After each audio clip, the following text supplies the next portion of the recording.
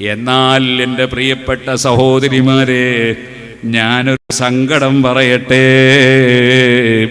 നേരത്തെ നന്നായി തലമറച്ച കാസർഗോഡ് ഏരിയയിലുള്ള സ്ത്രീകൾ നന്നായി പർദ്ദ ധരിച്ച് അള്ളാഹുവിൻ്റെ പൊരുത്തം സമ്പാദിച്ചിരുന്ന സ്ത്രീകൾ പലരും മരിച്ചുപോയി. അള്ളാഹു അവരെ ഖബറിൽ സന്തോഷം നൽകട്ടെ.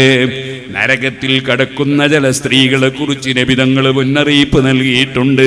നിസാഉൻ കാസിയാത്തുൻ ആരിയാത്തുൻ മായിലാത്തുൻ മുമീലാത്ത് റൂസുൻ കാസിനിമത്തിൽ ബുഖ്തിൽ മായില.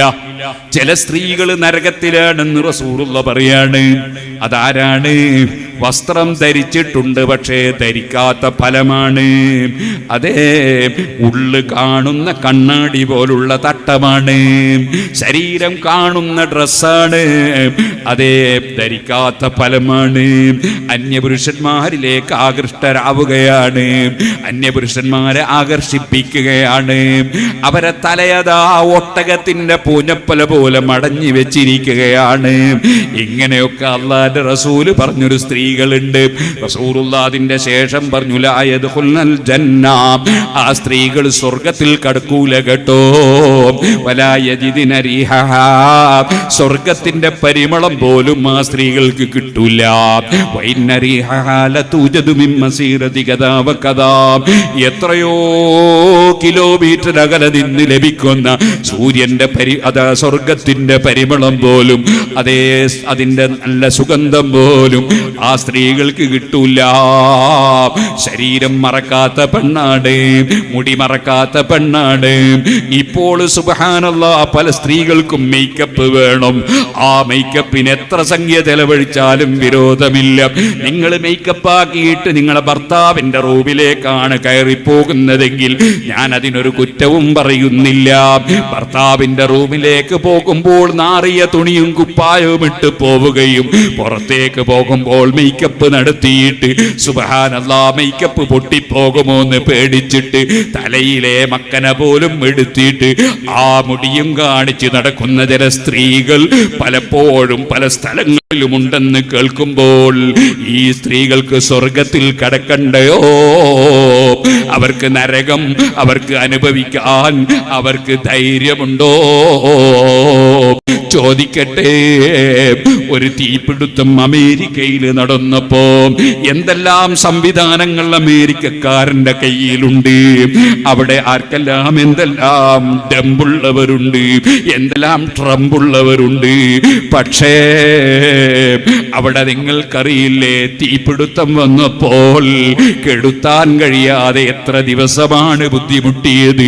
ചോദിക്കട്ടെ, എത്രയോ ആയിരക്കണക്കിന് വർഷങ്ങൾക്ക് മുമ്പേ കത്തിക്കൊണ്ടിരിക്കുന്ന ജഹന്നം, ഇന്ന് നമ്മൾ കത്തിക്കുന്ന തീന്റെ 70 ഇരട്ടി ചൂടുള്ള ജഹന്നം, ആ ജഹന്നം കത്തിയെരിയുമ്പോൾ വജാഅ റബ്ബുക വൽ മലകു സഫൻ സഫാ വജീഅ യൗമൈദിൻ ബിജഹന്നമ യൗമൈദിൻ യതദക്കറുൽ ഇൻസാൻ അന്നാ ലഹു ദിക്റാ. സൂറത്തുൽ ഹാസിയ നിങ്ങൾ ഓതാറില്ലേ?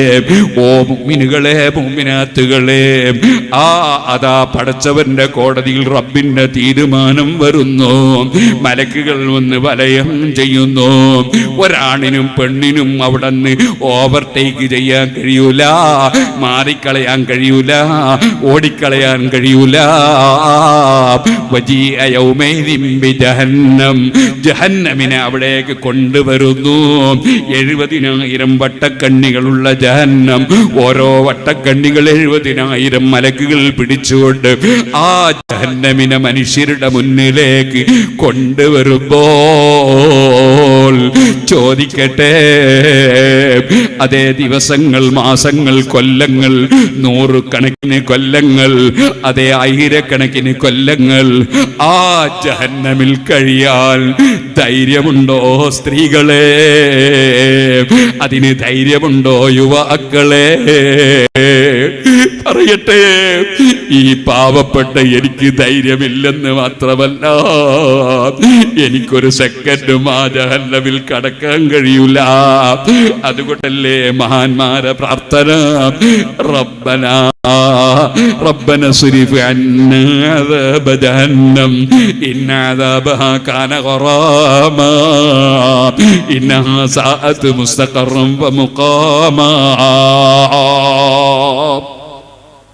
ആ ജഹന്നമിൽ നിന്ന് രക്ഷപ്പെടാൻ അല്ലാഹുവിന്റെ മഹാന്മാരായ അടിമകൾ എപ്പോഴും കാവല് ചോദിക്കുന്നു. തൽക്കാലത്തേക്കുള്ള ഫാഷൻ, തൽക്കാലത്തേക്കുള്ള മോടി, തൽക്കാലത്തേക്കുള്ള ശാരീരിക ചാബല്യത്തിനടിമപ്പെട്ട് എൻ്റെ പ്രിയപ്പെട്ട സഹോദരിമാരെ, നരകം വിലക്ക് വാങ്ങല്ലേ. അള്ളാഹുവിനെ ഭയപ്പെട്ട് ജീവിക്കണം. അള്ളാഹുവിന്റെ ഹബീബ് നബിതങ്ങളെ സ്വീകരിച്ച് ജീവിക്കണം. അതിന് റബ്ബ് നമുക്കെല്ലാവർക്കും, ഈ ഉമ്മത്തിന് മുഴുവനും തൗഫീഖ് നൽകട്ടെ.